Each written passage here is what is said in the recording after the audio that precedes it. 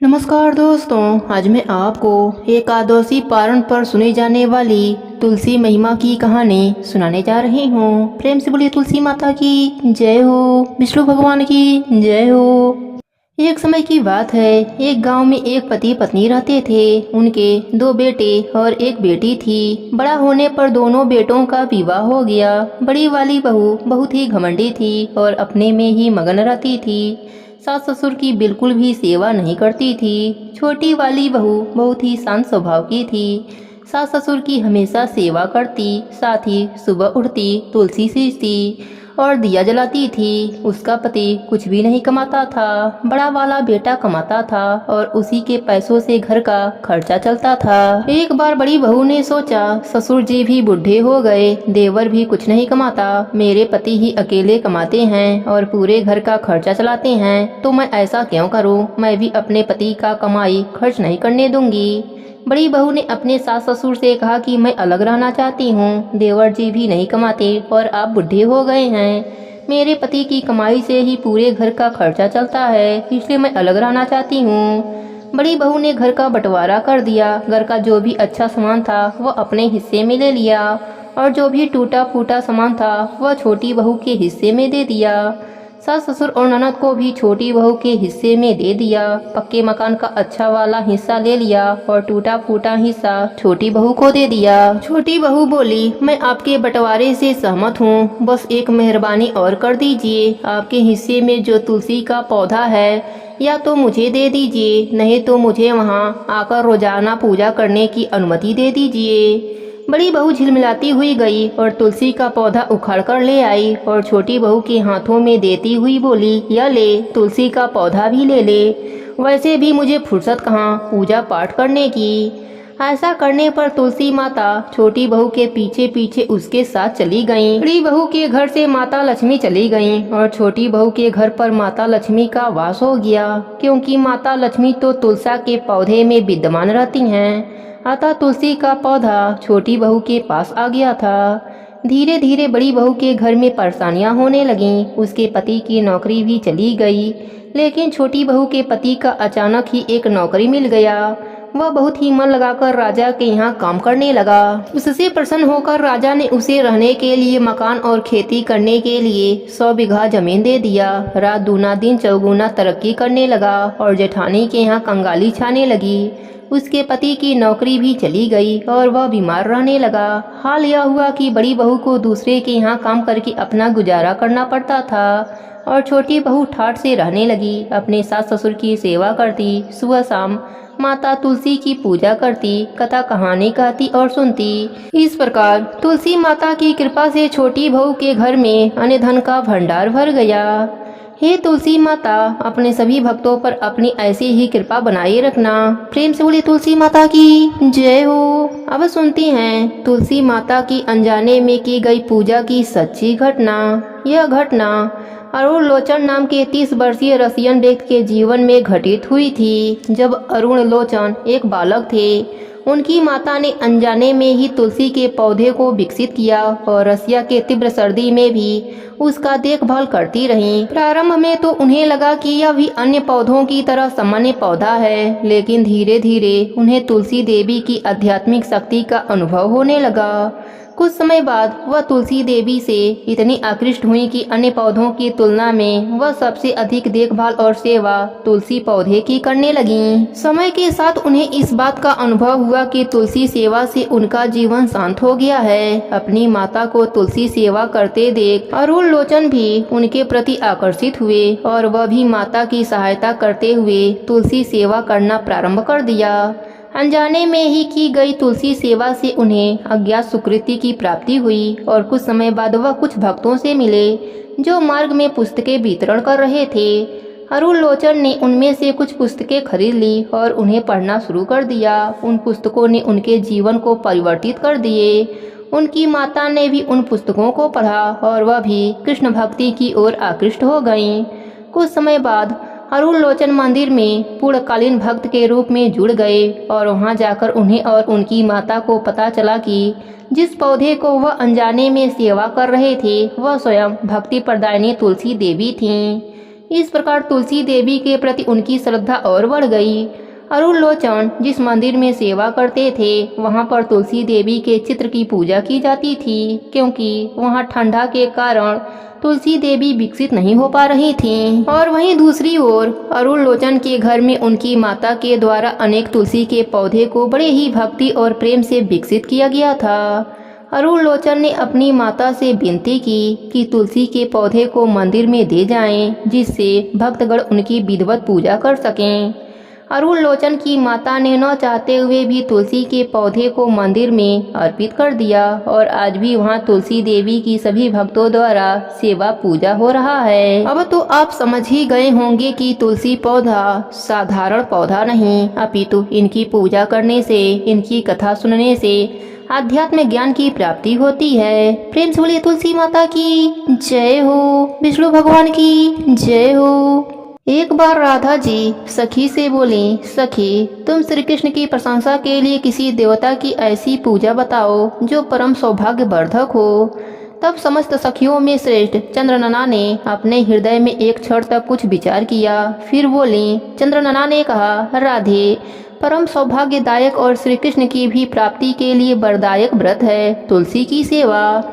तुम्हें तुलसी सेवन का ही नियम लेना चाहिए, क्योंकि तुलसी का यदि स्पर्श अथवा ध्यान, नाम, संकीर्तन, आरोपण, सींचन किया जाए तो महान पुण्यप्रद प्राप्त होता है। हे राधे, जो प्रतिदिन तुलसी की 9 प्रकार से भक्ति करते हैं वे कोटि सहस्त्र युगों तक अपने उस सुकृत का उत्तम फल भोगते हैं। मनुष्यों की लगाई हुई तुलसी जब तक शाखा प्रशाखा, बीज, पुष्प और सुंदर दलों के साथ पृथ्वी पर बढ़ती रहती है, तब तक उनके वंश में जो जन्म लेता है वे सभी 100,000 कल्पों तक श्री हरि के धाम में निवास करते हैं। जो तुलसी मंजरी सिर पर रखकर प्राण त्याग करता है वह सैकड़ों पापों से युक्त क्यों ना हो, हे महाराज उसकी ओर नहीं देखता। इस प्रकार चंद्रनना की कही बात सुनकर रासेश्वरी श्री राधा ने साक्षात श्री हरि को संतुष्ट करने वाले तुलसी सेवन का व्रत करना आरंभ कर दिया। श्री राधा रानी का तुलसी सेवा व्रत केतकी वन में 100 हाथ गोलाकार भूमि पर बहुत ऊंचा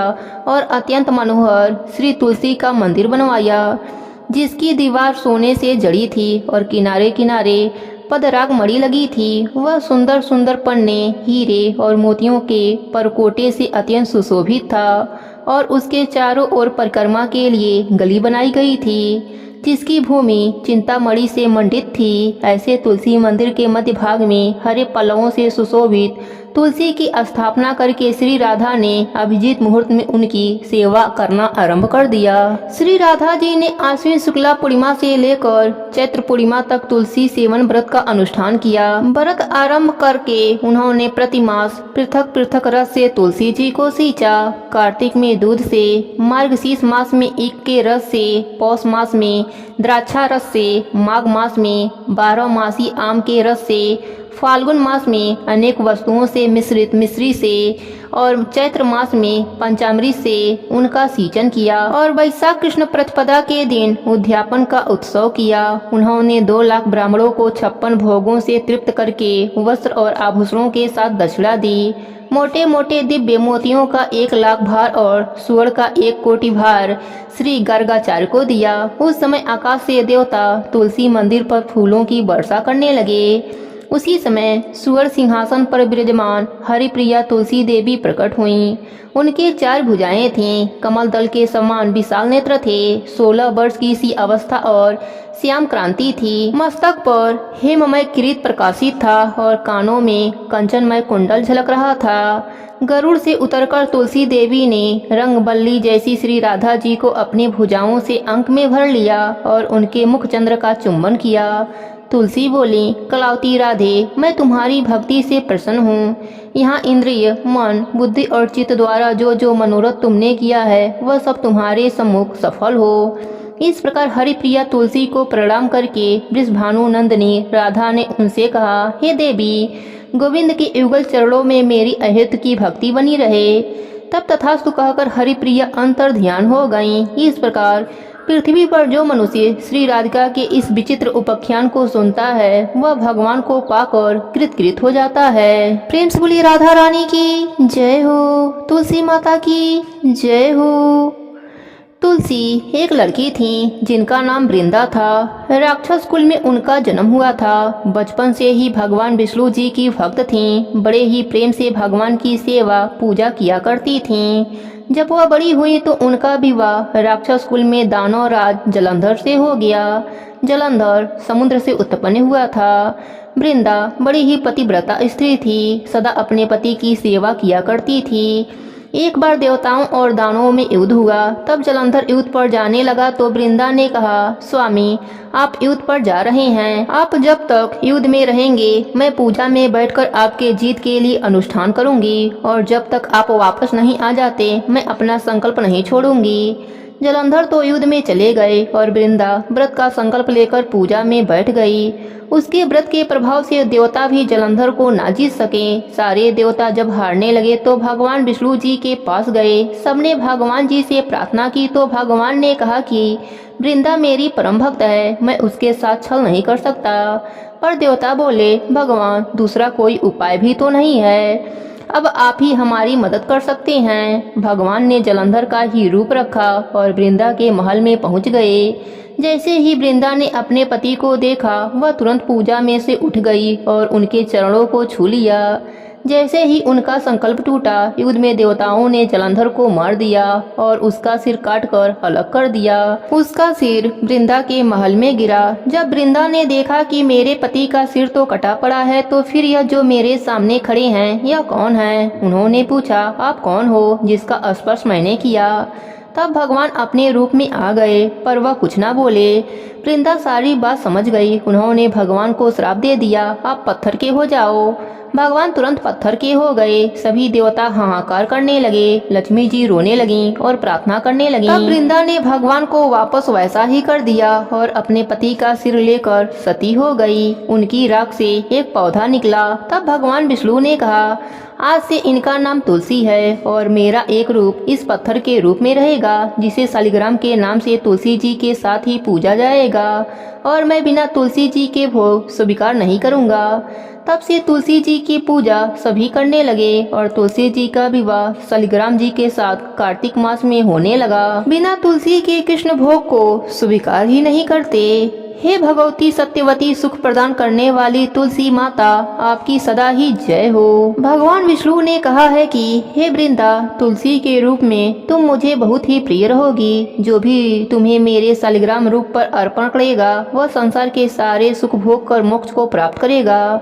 बिना तुलसी को अर्पण किए भगवान विष्णु का शरीर जलता रहता है और उनके हृदय में पीड़ा होती है। जो कोई भी तुलसी के साथ जल को भगवान विष्णु पर स्नान कराता है, समझो वह हजारों घड़े अमृत के डालता है। तुलसी भगवान विष्णु को अति प्रिय हैं। यह समस्त कष्टों को मिटा देती हैं। प्रेम पूर्वक भगवान विष्णु का निरंतर भजन करना चाहिए। भगवान विष्णु के लिए तुलसी व राधा में कोई भी भेद नहीं है। उनके लिए दोनों समान हैं। चाहे भगवान विष्णु को कोई 56 भोग ही क्यों ना लगाता हो, लेकिन तुलसी के बिना भगवान विष्णु को यह प्यारे नहीं लगते।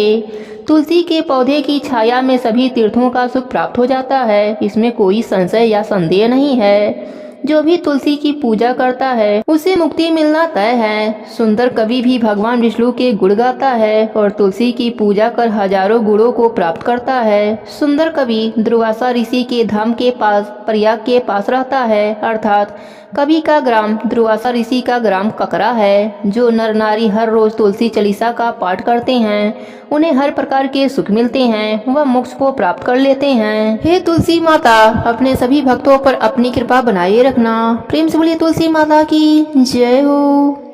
एक समय की बात है, एक गांव में एक ब्राह्मण और ब्राह्मणी रहते थे। उनके कोई भी संतान न थी। ब्राह्मण नित्य नियम से सुबह नदी में स्नान करने जाया करते थे और घर आकर पूजा पाठ करते थे।